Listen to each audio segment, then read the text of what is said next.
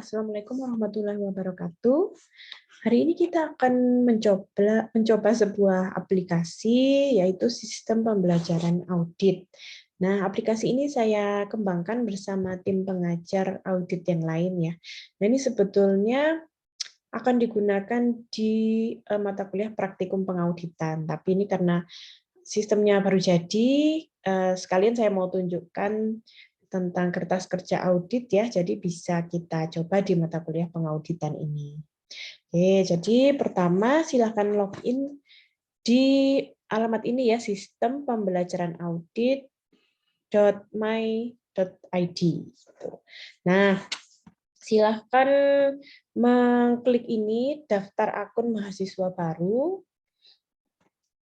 Ini nanti kalau sudah diklik, bisa dimasukkan NIM ya, NIM, nama lengkap, program studi, kelas, ini kelas tinggal diklik aja sesuai program studinya, dan kelasnya ya bisa dimasukkan.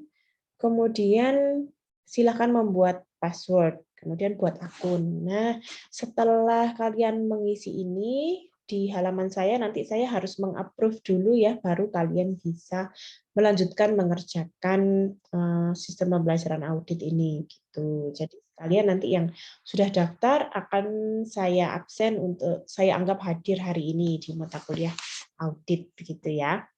Nah, setelah sudah saya approve, kemudian kalian bisa login ya, bisa memasukkan NIM yang tadi dan password yang sudah dibuat. Oke, ini saya tunjukkan ya, ini contoh aja. Saya isikan sesuai dokumen saya di sini, nama, NIM-nya saya karang aja, ini karena hanya contoh. Kemudian kelas dan program studi ini bisa diedit ya di sini. Oke, setelah memasukkan biodata, kita bisa langsung masuk di worksheet pembelajaran audit. Oke, jadi ini ceritanya adalah kertas kerja. Kita sudah bahas ya tentang kertas kerja.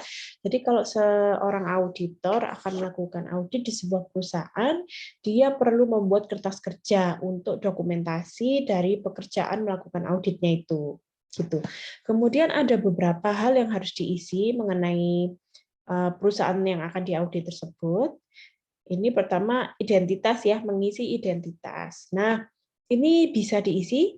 Saya sudah berikan juga dokumen kelengkapannya. Nah, ini jadi adalah modul praktik pengauditan yang akan kalian gunakan di semester depan ya.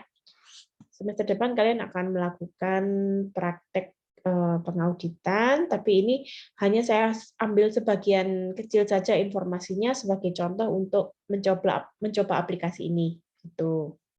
Nah, ini ceritanya yang diaudit adalah PT Wahana Eka Setia. Di sini ada ceritanya siapa pemiliknya, ini akta pendiriannya, permodalan, ini sampai di bawah ya, ada pemegang saham dan sebagainya sampai laporan keuangan gitu. Sebetulnya kalau yang praktikum pengauditan lebih rinci lagi, tapi ini hanya saya ambil sebagian informasinya saja. Oke, jadi kita bisa langsung lihat ke aplikasinya lagi ya sebagai untuk saya jelaskan cara pengerjaannya. Oke, jadi yang pertama mengisi identitas. Nama KAP-nya di sini sudah ada ceritanya. Nah, ini penugasan auditor. Jasa kantor akuntan publik Dr. Andes M. Audi Prasetya dan rekan. Nah, ini silakan di-copy kemudian dimasukkan di sini ya. Dr. Andes M. Audi Prasetya dan rekan. Oke. Nah, nama akuntan publiknya di sini ceritanya Audi Prasetya, tanda tangan nama akuntan publiknya. Nah, untuk nama auditornya ini silakan diisi terserah kalian. Untuk yang paling atas diisi nama kalian sendiri ya. Jadi namanya masing-masing bisa ditulis di paling atas. Ini sebagai manajer gitu ya, terus bawahnya bisa diisi terserah namanya siapa, nama temennya boleh sebagai anggota gitu. Kemudian identitas klien di sini sudah saya isikan PT Wahana Eka Setia sesuai dengan yang ada di sini. Terus alamatnya bisa dicari di sini ya. Nomor telepon ini, nomor teleponnya kalau misalnya tidak ada, dikarang aja, yang penting terisi. Kemudian tahun bukunya bisa dilihat di sini.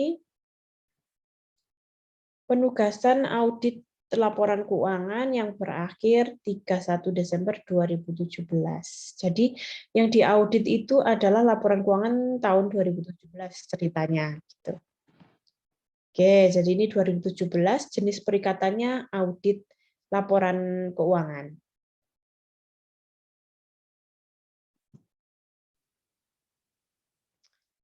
Oke, setelah semua identitas di halaman ini terisi, bisa pilih next. Jadi kalau ada yang tidak terisi, tidak bisa next ya.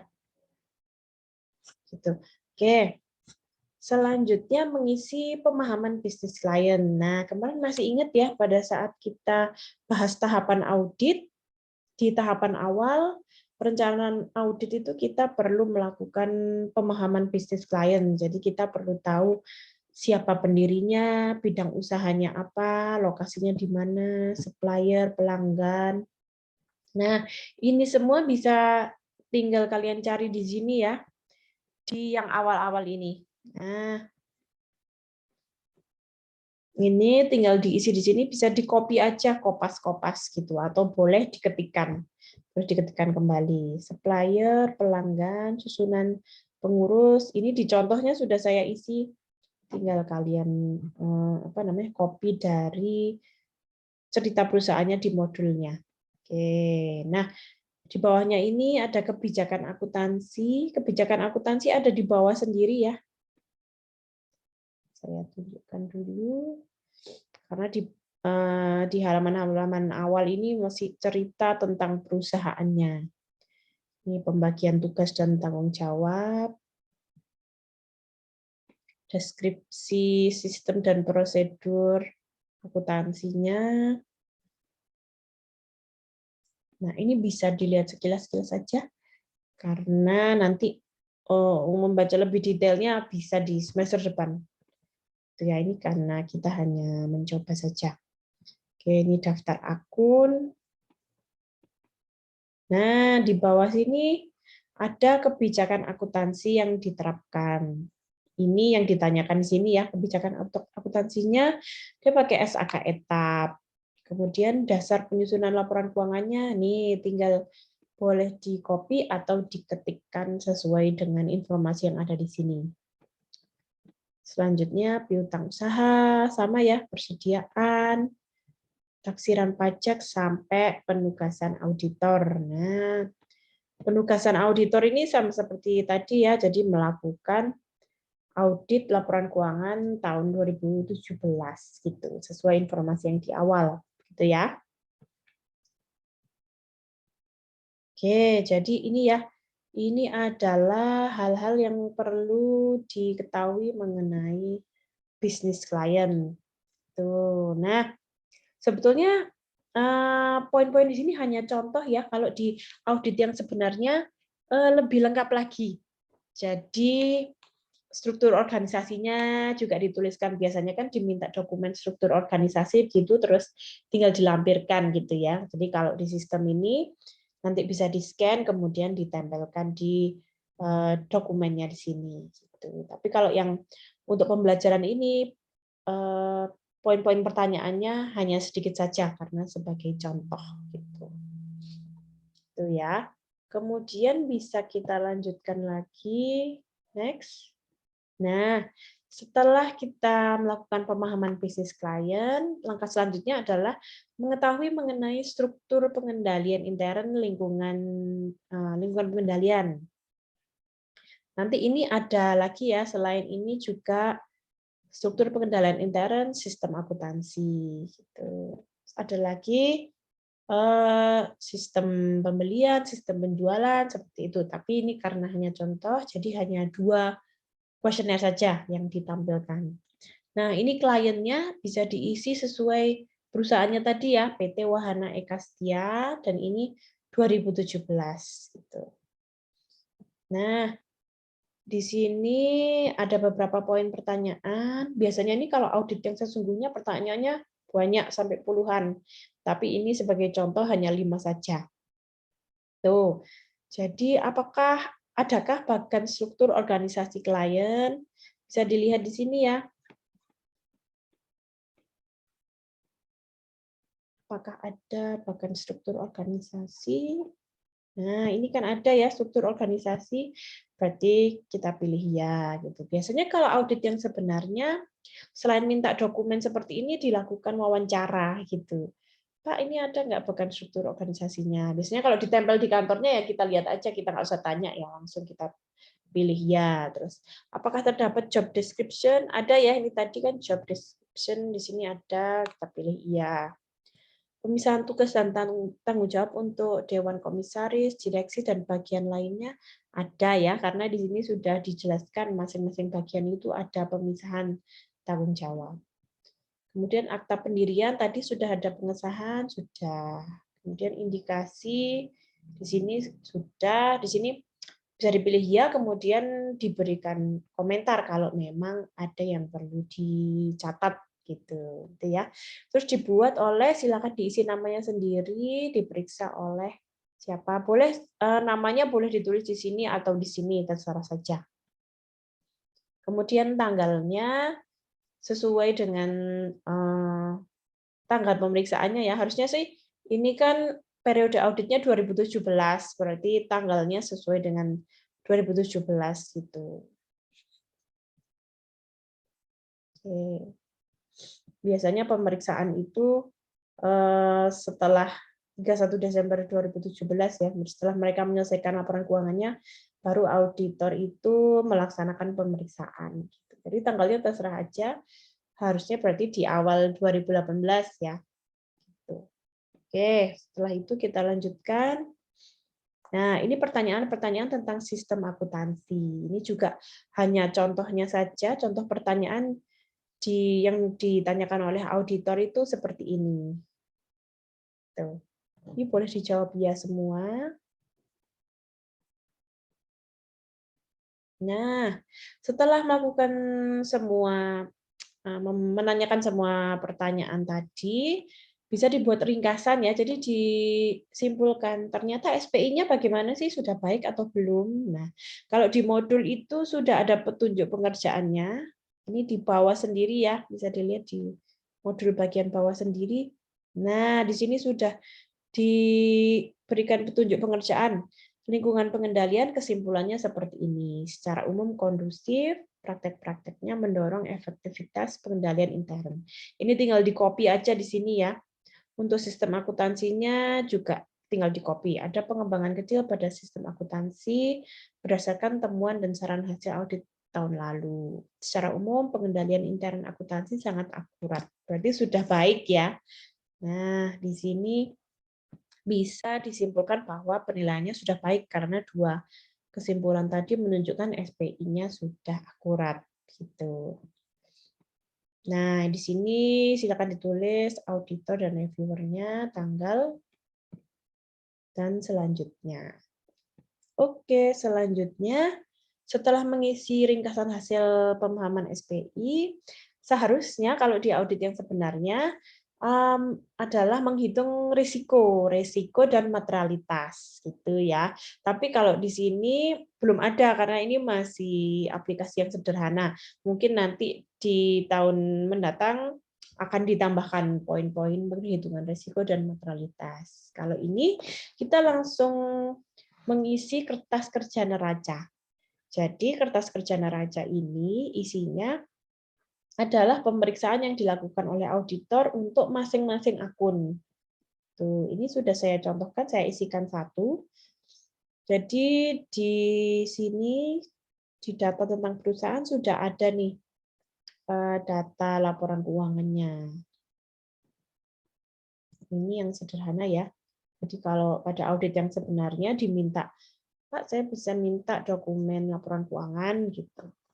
Nah, di sini kan sudah ada nama-nama akunnya ya. Tinggal kalian ketikkan kembali kas dan bank. Nah, ini misalnya kas dan bank. Ini tadi karena sudah saya coba, jadi sudah keluar. Kas dan bank, begini. Terus di sini diisi sesuai yang ada di sini ya. Tahun 2017 61350. Kemudian penyesuaian ini hasil yang ditemukan auditor. Jadi setelah ini akan kita hitung. Sebentar, kita isikan dulu aja ya. 61350, kemudian tahun 2016 28400. Ini tadi karena sudah saya coba, jadi sudah keluar pilihannya di sini. Nah, setelah kita isikan saldo per buku dan saldo per audit tahun lalu, sesuai dengan laporan keuangan, sekarang kita periksa. Nah, tugasnya auditor kan memeriksa apakah angka ini sudah benar atau belum. Memeriksanya ke top schedule. Jadi kita pilih ini ya, referensinya ke A. Kita klik aja A-nya. Nah, ini tadi sudah saya isi kas dan bank. Ya, ini misalnya tadi belum terisi ya, saya contohkan. Nah, di sini kalau di depan sudah kalian isi, tinggal diklik aja ya, jadi tidak usah ngisi lagi. Kas dan bank ini kan 61350 gitu. Kas dan bank kan isinya ada kas kecil, ada bank gitu ya. Jadi kalau nanti di praktikum audit kalian akan dapat lembaran-lembaran yang isinya perhitungan kas kecil dari perusahaan, terus rekening bank yang dikasih sama perusahaan. Nah, itu akan kalian hitung ulang gitu, apakah hitungannya sudah benar atau belum gitu. Nah, nanti kalau waktu di praktikum audit itu ada perhitungannya. Perhitungannya itu dituliskan di lembaran yang lain, kemudian harusnya diupload di sini gitu ya. Diupload di sini. Tapi karena ini hanya mencoba, kita nggak usah lakukan perhitungannya. Kita cuma belajar input aja. Kita umpamakan ternyata angka ini sudah benar yang dilakukan perusahaan, jadi penyesuaiannya 0 gitu. Itu ya. Nah, ini juga sudah terisi. Terus ini bisa di-save gitu karena sudah umpamanya sudah kita lakukan perhitungan, jadi kita langsung save aja. Kemudian klik ini kembali atau back. Oke, gitu ya. Jadi ini kok nggak tersimpan ya. Nah, setelah itu bisa dilanjutkan ke akun-akun yang lain, gitu, gitu ya. Ini aja deh. Sebelum kalian isi ininya, sebelum kalian isi ref-nya, ini bisa dilengkapi dulu aja. Semua akunnya dilengkapi, nanti baru mengisi ini gitu ya. Biar dia tersimpan. Jadi piutang berapa ininya, saldo per buku, saldo per audit, kemudian baru dipilih. Next itu pendapatan ya, laporan laba rugi, pendapatan dan beban. Nah, di sini sudah ada juga, tinggal dipindahkan itu biar tersimpan ya. Oke. Jadi ini belajar memasukkan memasukkan data-data dari perusahaan ke kertas kerja audit begitu ya. Nah, untuk menghitung penyesuaiannya nanti kita lakukan semester depan di praktikum pengauditan. Nah, jadi ini nanti penyesuaiannya dikosongi aja karena kita belum lakukan penyesuaian-penyesuaian gitu ya. Nah, terakhir mengisi laporan audit independen. Di sini neraca pemegang saham dan Dewan Komisaris PT Wahana Ekastia. Ini juga neraca PT Wahana Ekastia tanggal 31 Desember 2017 ya, ini harusnya. Ini tidak ada nih harusnya, dan berapa, karena hanya 1 tahun. Oke, jadi diisi 0 aja ya. Nah, kemudian posisi keuangan PT Wahana Ekastia tanggal 31 Desember 2017, ini 0 aja ya. Oke. Jadi di sini opininya wajar gitu. Nah, ini diisi KAP Audi Prasetya tadi, kemudian nama dan tanggal. Setelah itu dipencet finish gitu ya.